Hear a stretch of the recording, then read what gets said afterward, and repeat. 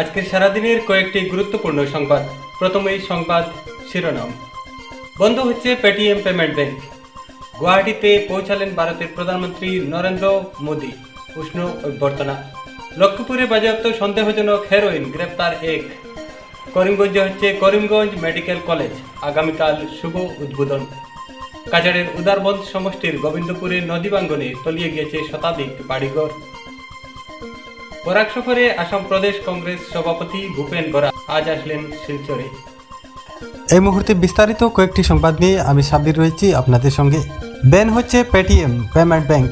ভারতীয় reserve bank Paytm লেনদেনে নিষেধাজ্ঞা জারি করেছে। আগামী 29 ফেব্রুয়ারির পর থেকেই সম্পূর্ণ লেনদেন বন্ধ করে দেওয়া হচ্ছে পেটিএমের। এর মধ্যে আপনাদের পেটিএম অ্যাকাউন্টে টাকা থাকলে উঠিয়ে নিতে পারেন। বর্তমানে পেটিএমে কোনো নতুন অ্যাকাউন্ট খুলতে দেওয়া হচ্ছে না, তবে 29 ফেব্রুয়ারির পরেও টাকা তোলার সুযোগ থাকতে পারে।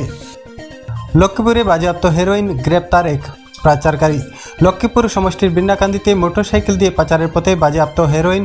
লক্ষ্মীপুর পুলিশ ও আসাম রাইফেলসের এক যৌথ অভিযানে 8টি সাবানের বাক্সে মোট 97 গ্রাম সন্দেহজনক হেরোইন সহ এক পাচারকারীকে গ্রেপ্তার করা হয়েছে সোনাইয়ের জামিল আহমেদ লস্কর নামের এক পাচারকারীকে। তৎসঙ্গে বাজেয়াপ্ত করা হয়েছে পাচার কার্যে ব্যবহৃত একটি মোটরসাইকেলও। তাকে আটকে রেখে টানা জিজ্ঞাসাবাদ চালানো হচ্ছে বলে পুলিশ সূত্রে জানা গিয়েছে।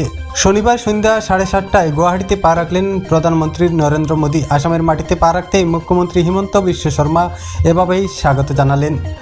এছাড়া বিভিন্ন সাংস্কৃতিক সংগঠনের পক্ষে সড়কের পাশে অস্থায়ী মঞ্চে রাজ্যের বিভিন্ন জনগোষ্ঠীর সাংস্কৃতিক নৃত্য পরিবেশন করে প্রধানমন্ত্রীকে স্বাগত জানানো হয়েছে।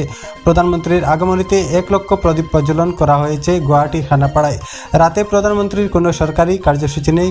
আগামীকাল রবিবার দিনে আসামের বিভিন্ন প্রান্তে বিশেষ কিছু প্রকল্পের ভার্চুয়াল শিলান্যাস ও উদ্বোধন করবেন প্রধানমন্ত্রী।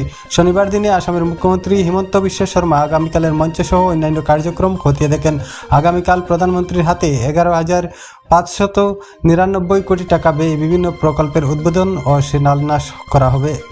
কাছাড়ের উদারবন্দ সমষ্টির গোবিন্দপুরে 15 বছর ধরে অব্যাহত নদী ভাঙ্গন। নদীর তীরবর্তী এলাকার মানুষের দুর্দশা। শতাধিক পরিবারের ঘরবাড়ি সহ মসজিদ মাদ্রাসাও তলিয়ে গিয়েছে বরাকে। বিগত 15 বছরে গ্রামের একটি সড়কও তলিয়ে গিয়েছে নদী গর্ভে। কয়েকটি গড় দেখা গিয়েছে নদীর তীরে ঝুলন্ত অবস্থায়। নদীবাঁধ নির্মাণ সহ বিহিত ব্যবস্থা গ্রহণ না করায় জলসম্পদ বিভাগ ও প্রশাসনের বিরুদ্ধে ক্ষোভ ব্যক্ত করেছেন এলাকার একাংশ জনতা। 578 কোটি টাকা ব্যয়ে করিমগঞ্জে নির্মাণ হচ্ছে মেডিকেল কলেজ। আগামীকাল ভারতের প্রধানমন্ত্রী নরেন্দ্র মোদী আনুষ্ঠানিক শিলান্যাস করবেন। করিমগঞ্জবাসীর হচ্ছে স্বপ্নপূরণ। কয়েক দশক ধরে চলে আসা গণদাবির অবসান হচ্ছে। অবশেষে আসামের মুখ্যমন্ত্রীর প্রচেষ্টায় করিমগঞ্জে হচ্ছে করিমগঞ্জ মেডিকেল কলেজ। আসন্ন লোকসভা নির্বাচনকে সামনে রেখে 3 দিনের বরাক সফরে আসাম প্রদেশ কংগ্রেসের সভাপতি ভূপেন বরা শুক্রবার শিলচরে উপস্থিত হয়ে করিমগঞ্জ হাইলাকান্দিতে দলীয় বিভিন্ন কর্মসূচিতে অংশগ্রহণ করে শনিবার শিলচর জেলা কংগ্রেস কার্যালয়ে উপস্থিত হয়ে সংবর্ধনার জোয়ারে ভাসলেন ভূপেন বরা। লোকসভা নির্বাচনের প্রস্তুতি নিয়ে দলীয় কর্মীদের সঙ্গে মত বিনিময় করেন তিনি। আগামী লোকসভা নির্বাচনে কংগ্রেস দলের প্রস্তুতি চূড়ান্ত বলে সংবাদ মাধ্যমকে জানান ভূপেন।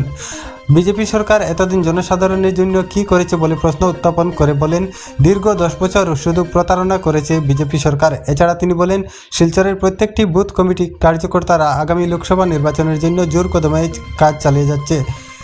আগামী নির্বাচনে কংগ্রেস দল বৃহৎ আকারে জয়লাভ করবে বলে আশা ব্যক্ত করেন তিনি।